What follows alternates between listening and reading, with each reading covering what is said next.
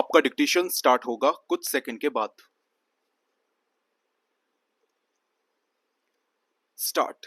आज भारतीय राजनीति में फैले भ्रष्टाचार और उच्च संवैधानिक पदों के लिए नेताओं के बीच मची होड़ को देखकर यह विश्वास नहीं होता कि देश ने कभी किसी ऐसे महापुरुष को भी देखा होगा, जिसने अपनी जीत की पूर्ण संभावना के बाद भी यह कहा हो कि यदि एक व्यक्ति भी मेरे विरोध में हुआ, तो उस स्थिति में मैं प्रधानमंत्री बनना नहीं चाहूंगा।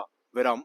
भारत के दूसरे प्रधानमंत्री श्री लाल बहादुर शास्त्री ऐसे ही महान राजनेता थे, जिनके लिए पद नहीं, बल्कि देश का हित सर्वोपरि था। विराम। पैरा। 27 मई 1964 को प्रथम प्रधानमंत्री पंडित जवाहरलाल नेहरू की मृत्यु के बाद देश का साहस एवं निर्भीकता के साथ नेतृत्व करने वाले नेता की जरूरत थी। विराम। प्रधानमंत्री पद के दावेदार के रूप में मोरारजी देसाई और जगजीवन राम जैसे नेता सामने आए। विराम। तो इस पद की गरिमा और प्रजातांत्रिक मूल्यों को देखते हुए शास्त्री जी ने चुनाव में भाग लेने से स्पष्ट इनकार कर दिया। विराम। अंततः कांग्रेस के तत्कालीन अध्यक्ष कामराज ने कांग्रेस की एक बैठक बुलाई, जिसमें शास्त्री जी को समर्थन देने की बात कही गई और 2 जून 1964 को कांग्रेस के संसदीय दल ने सर्वसम्मति से उन्हें अपना नेता स्वीकार किया। विराम। इस तरह 9 जून 1964 को लाल बहादुर शास्त्री जी देश के दूसरे प्रधानमंत्री बन गए। विराम। पैरा। लाल बहादुर शास्त्री का जन्म 2 अक्टूबर 1904 को उत्तर प्रदेश के बनारस जिले में स्थित मुगल सराय नामक गांव में हुआ था। विराम। उनके पिता श्री शारदा प्रसाद एक शिक्षक थे, जो शास्त्री जी के जन्म के केवल 1.5 वर्ष बाद स्वर्ग सिधार गए। विराम। इसके बाद उनकी मां राम दुलारी देवी उनको लेकर अपने मायके मिर्जापुर चली गईं। विराम। शास्त्री जी की प्रारंभिक शिक्षा उनके नाना के घर पर हुई। विराम। पिता की मृत्यु के बाद उनके घर की माली हालत अच्छी नहीं थी, ऊपर से उनका स्कूल गंगा नदी के उस पार स्थित था। विराम। नाव से नदी पार करने के लिए उनके पास थोड़े से पैसे भी नहीं होते थे। विराम। पैरा।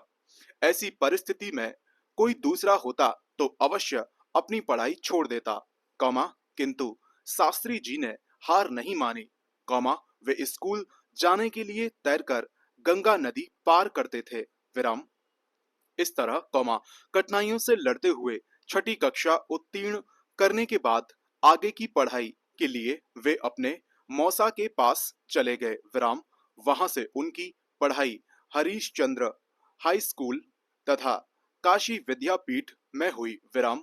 वर्ष 1920 में गांधी जी के असहयोग आंदोलन में भाग लेने के लिए उन्होंने अपनी पढ़ाई छोड़ दी, किंतु बाद में उन्हीं की प्रेरणा से उन्होंने काशी विद्यापीठ में प्रवेश लिया और वहां से वर्ष 1925 में शास्त्री की उपाधि प्राप्त की। विराम। शास्त्री की उपाधि मिलते ही उन्होंने जन्म से चला आ रहा जाति सूचक शब्द श्रीवास्तव हमेशा के लिए हटा लिया तथा अपने नाम के आगे शास्त्री लगा लिया। विराम। इसके बाद वे देश सेवा में पूर्णतः संलग्न हो गए। विराम। पैरा।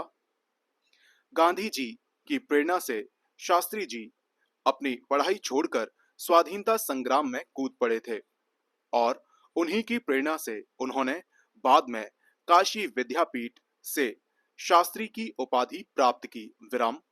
इससे पता चलता है कि उनके जीवन पर गांधी जी का काफी गहरा प्रभाव था और बापू को वे अपना आदर्श मानते थे। विराम। वर्ष 1920 में असहयोग आंदोलन में भाग लेने के कारण 2.5 वर्ष के लिए जेल में भेज दिए जाने के साथ ही उनके स्वतंत्रता संग्राम का अध्याय शुरू हो गया था। विराम पैरा।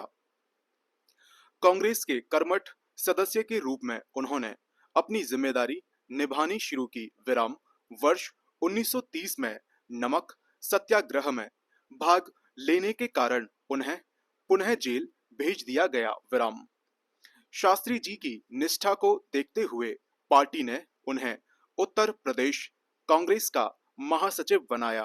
विराम ब्रिटिश शासनकाल में किसी भी राजनीतिक पार्टी का कोई पद कांटों की सेज से कम नहीं हुआ करता था, पर शास्त्री जी वर्ष 1935 से लेकर वर्ष 1938 तक इस पद पर रहते हुए अपनी जिम्मेदारियां निभाते रहे। विराम पैरा।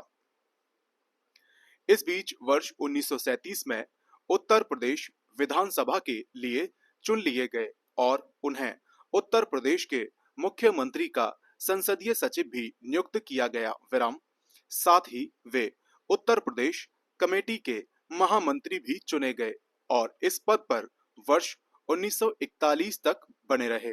विराम स्वतंत्रता संग्राम में अपनी भूमिका के लिए देश के इस सपूत को अपने जीवन काल में कई बार जेल की यातनाएं सहनी पड़ी। विराम वर्ष 1942 में भारत छोड़ो आंदोलन में भाग लेने के कारण उन्हें पुनः जेल भेज दिया गया। विराम पैरा। रेल मंत्री के पद पर रहते हुए वर्ष 1956 में एक बड़ी रेल दुर्घटना की जिम्मेदारी लेते हुए नैतिक आधार पर मंत्री पद से त्यागपत्र देकर उन्होंने एक अनुकरणीय उदाहरण प्रस्तुत किया।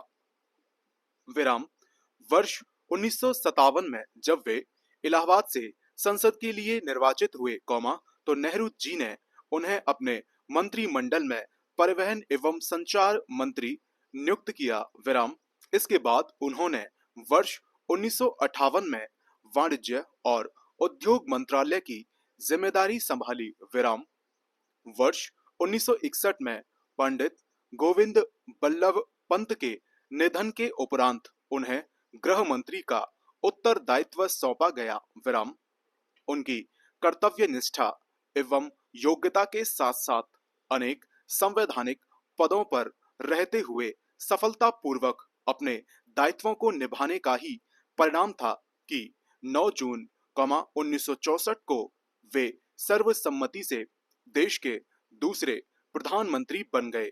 विराम पैरा। शास्त्री जी कठिन से कठिन परिस्थिति का सहजता से साहस, निर्भीकता एवं धैर्य के साथ सामना करने की अनोखी क्षमता रखते थे। विराम इसका उदाहरण देश को उनके प्रधानमंत्रित्व काल में देखने को मिला। विराम वर्ष 1965 में पाकिस्तान ने जब भारत पर आक्रमण करने का दुस्साहस किया, तो शास्त्री जी के नारे जय जवान जय किसान से उत्साहित होकर जहां एक ओर वीर जवानों ने राष्ट्र की रक्षा के लिए अपने प्राण हथेली पर रख लिए, तो दूसरी ओर किसानों ने अपने परिश्रम से अधिक अन्न उपजाने का संकल्प लिया। विराम परिणामतः न सिर्फ युद्ध में भारत को अभूतपूर्व विजय हासिल हुई, बल्कि देश के अन्न भंडार में भी पूरी तरह भर गए। विराम अपनी राजनीतिक सूझबूझ और साहस के बल पर अपने कार्यकाल में शास्त्री जी ने देश की कई समस्याओं का समाधान किया। विराम पैरा। वर्ष 1965 में भारत पाकिस्तान युद्ध की समाप्ति के बाद जनवरी 1966 में संधि प्रयत्न के सिलसिले में दोनों देशों के प्रतिनिधियों की बैठक ताशकंद में बुलाई गई थी। विराम 10 जनवरी 1966 को भारत के प्रधानमंत्री के रूप में लाल बहादुर शास्त्री और पाकिस्तान के राष्ट्रपति अयूब खान ने एक संधि पत्र पर हस्ताक्षर किए और उसी दिन रात्रि को एक अतिथि गृह में शास्त्री जी की रहस्यमय परिस्थितियों में आकस्मिक मृत्यु हृदय गति रुक जाने के कारण हो गई। संपूर्ण विराम।